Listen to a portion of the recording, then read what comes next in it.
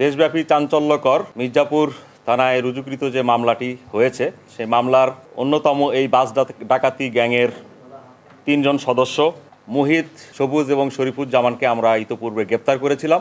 আপনাদেরকে এটাও বলেছিলাম যে মুহিত আন্তজেলা বাস ডাকাতের সক্রিয় সদস্য।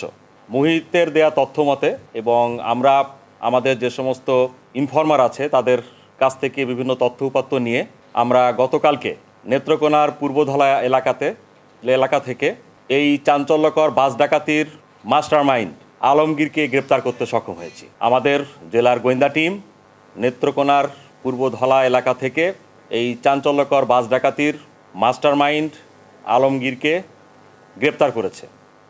সেখানে আলমগীরের কাছ থেকে আমরা তথ্য উপাত্ত নিয়ে এবং আমাদের যে সমস্ত নিজস্ব সোর্স আছে, ইনফরমার আছে, তাদেরকে নিয়ে আবারও অপারেশন করি এবং এই অপারেশনের ফলশ্রুতিতে এবং আলমগীরের তথ্য উপাত্তের মাধ্যমে আমরা আশুলিয়া থানার ধানসোনা এলাকা থেকে রাজীবকে পাই এবং আলমগীর বলেছিল যে তার কাছেই এই ডাকাতির লুণ্ঠনকৃত মালামাল আছে এবং আমরা রাজীবকে পেয়ে যাই এবং রাজীবের কাছ থেকে এই মামলার লুণ্ঠনকৃত 10টি মোবাইল সেট, 4,200 টাকা, 210 টাকা, ডাকাতি কাজে ব্যবহৃত 2টি চাকু, 2টি রূপার আংটি,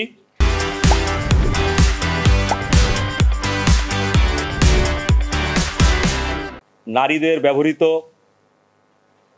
ইমিটেশনের 5 জোড়া চুড়ি, যাত্রীদের এটিএম কার্ড, এনআইডি কার্ড, 3টি ব্যাগ এবং যে চাঞ্চল্যকর যে ডাকাতিটি যে বাসে সংঘটিত হয়েছিল সেই বাসের টিকিট এবং বিদ্যুৎ বিল পরিশোধের রসিদ যেটি কিনা যাত্রীরা বহন করছিল এবং 3টি ব্যাগ, এটি আমরা উদ্ধার করতে সমর্থ হই। চাঞ্চল্যকর বাস ডাকাতির যে মূল মাস্টারমাইন্ড আলমগীরের নামে ঢাকাসহ আশপাশের জেলায় আরও 3টি ডাকাতি মামলা ইতোমধ্যে হয়েছে এবং সে এই আন্তজেলা গ্যাংচক্রের মূল মাস্টারমাইন্ড মূলত তার নেতৃত্বেই বিভিন্ন জনপদের বিভিন্ন মহাসড়কে এ ধরনের ডাকাতি কার্যক্রম তারা পরিচালনা করে এবং আপনারা ইতোমধ্যে জেনেছেন এই ডাকাতির সেকেন্ড ইন কমান্ড যিনি ছিলেন মুহিত, তাকে ইতোমধ্যে আমরা গ্রেপ্তার করেছি আগে এবং সে আমাদের ইতোমধ্যে রিমান্ডে আছে।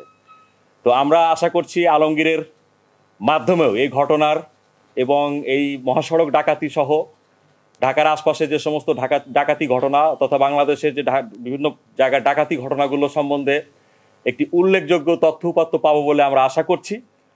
সে আমাদের হেফাজতে আছে, আমরা আইনানুগ প্রক্রিয়ার মধ্যে আছি। এখানে সর্বোচ্চ শ্লীলতাহানির ঘটনা পর্যন্ত ঘটেছে। এখানে এখনো পর্যন্ত আমাদের কাছে প্রাথমিকভাবে এরকম খবর নাই যে এই বাস ডাকাতিতে ধর্ষণ বা ধর্ষণের চেষ্টা এই ধরনের কোনো ঘটনা ঘটেছে। এই ধরনের কোনো তথ্য উপাত্ত আমাদের কাছে প্রাথমিকভাবে এখন পর্যন্ত নাই। ঘটনার যে মূল মাস্টারমাইন্ড আলমগীর, তাকে 7 দিনের রিমান্ড প্রেয়ার করব এবং তার যে সহযোগী তারই ছোট ভাই রাজীব, তাকে 5 দিনের রিমান্ড আমরা প্রেয়ার করব।